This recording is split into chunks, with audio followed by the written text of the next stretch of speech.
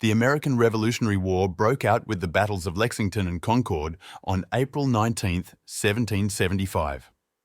At that point, the colonial revolutionaries didn't have an army. Instead, they relied on local militia. The Continental Army was created on June 14, 1775, and the following day, George Washington was appointed its commander-in-chief. Among other factors, he was selected due to his previous military experience while serving in the French and Indian War for the British.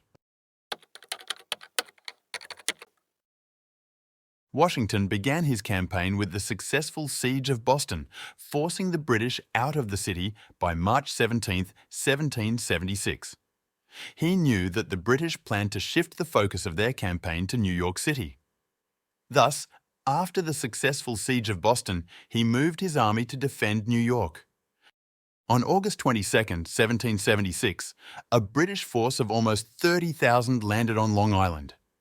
They attacked on August 27th, successfully defeating the 10,000 American troops in the Battle of Brooklyn. British General William Howe then prepared for a siege as he felt the Americans were trapped. However, taking advantage of a storm, George Washington evacuated his entire army to Manhattan without the loss of supplies or a single life. The surrender of his force might have spelled doom for the American cause. The Great Escape thus allowed them to live to fight another day. After Brooklyn, the Continental Army suffered a series of defeats that forced it to withdraw completely out of New York and to retreat through New Jersey and into Pennsylvania. The morale of the army was very low, and many men had deserted. At such a juncture, George Washington laid out a bold plan to attack the enemy forces stationed at Trenton in New Jersey. The American forces first made the famous crossing of the Delaware River, which was accomplished with almost infinite difficulty. They then swiftly defeated the German missionaries at Trenton, capturing around 900 soldiers along with provisions and arms and ammunition. Victory at Trenton on December 26, 1776, is regarded as a pivotal moment due to its impact. Among other things, it boosted the morale of the Patriots and inspired people to join the forces.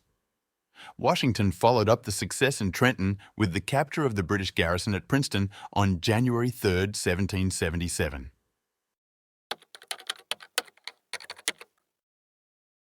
The unexpected successes at Trenton and Princeton made Washington a hero.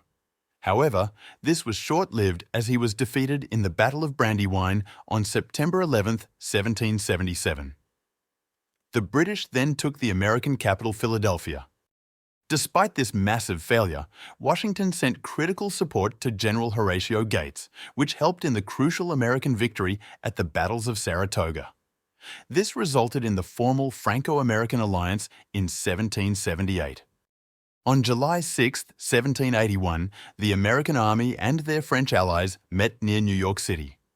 On August 19th, they began their march from Newport, Rhode Island, to Yorktown, Virginia. During this march, Washington sent out fake dispatches to make British General Clinton believe that his army was going to attack New York. This convinced Clinton that Lord Cornwallis in Yorktown was not in any danger. On September 28, 1781, Washington completed encircled Yorktown, beginning the Siege of Yorktown. Off the coast, French Admiral François de Grasse prevented escape or assistance through the sea. With no hope of escape, Cornwallis surrendered his army of some 8,000 men on October 19, 1781. This effectively ended British hope of winning the war, as they lacked the financial resources to raise a new army. The Siege of Yorktown was the last major battle of the American Revolutionary War. It forced the British to negotiate an end to the conflict. In 1782, peace negotiations began, and on September 3, 1783, United States was recognized as a free and independent nation after signing of the Treaty of Paris. Washington performed a number of roles during the Revolutionary War. He directed the strategy of the war, turned the Continental Army from inexperienced militia into a solid regular army, and forced the politicians in Congress to support him. Though he lost more battles than he won during the war, Washington never surrendered his army. Washington faced an opposition which was a military superpower. In comparison, the Americans had neither a standing army nor a navy, and its soldiers had little to none military experience. Moreover, throughout the war, he had to deal with shortages of men, shoes, shirts, blankets, and gunpowder. Leading America to victory against such odds is probably the greatest achievement of George Washington. After the Revolutionary War, Washington served as the president of the 1787 Constitutional Convention in Philadelphia. The historic result of the convention was the crafting of the United States Constitution.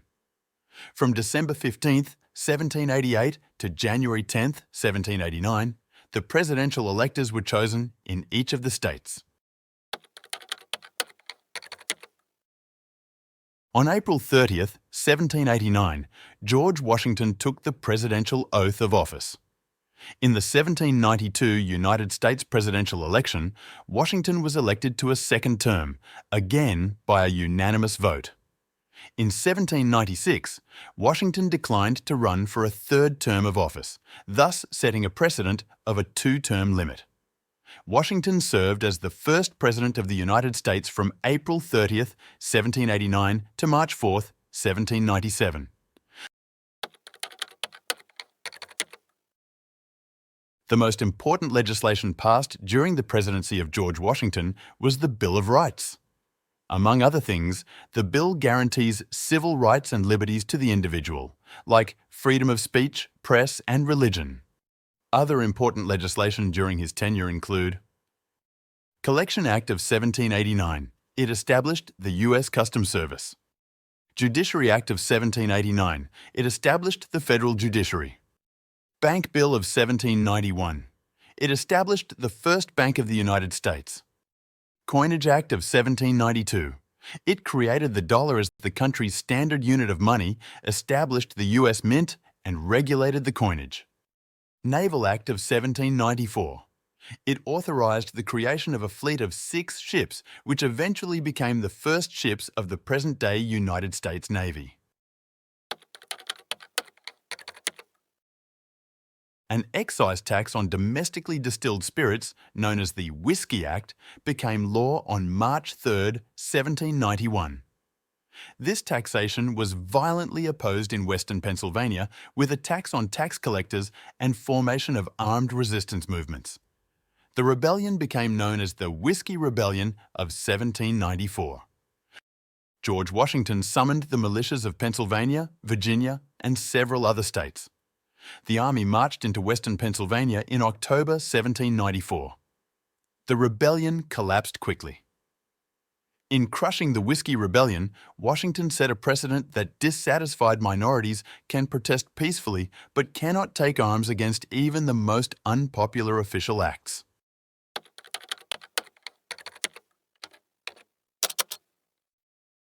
The foreign policy of the Washington administration was dominated by the French Revolution. In 1792, war broke out in Europe. Although there was a pro-French sentiment in America, Washington believed that the US was too weak and unstable to fight another war. He thus issued the Proclamation of Neutrality in 1793 that declared US would be neutral in the war in Europe. The proclamation was formalized into law by the Neutrality Act of 1794. The Neutrality Act has been updated but remains in force till date. George Washington thus set a key precedent of America being neutral in foreign quarrels. Washington wrote his farewell address with the help of his friend and Secretary of the Treasury Alexander Hamilton. It was first published in the American Daily Advertiser on September 19, 1796. The 641-word document may be divided into 3 main principles. Washington first stresses on the importance of unity in the nation. He then warns of the dangers of putting party and regional loyalty above the interests of the nation. Finally, He states his belief that it is in the interest of the United States to stay clear of foreign disputes. Washington's farewell address is considered to be one of the most important documents in American history.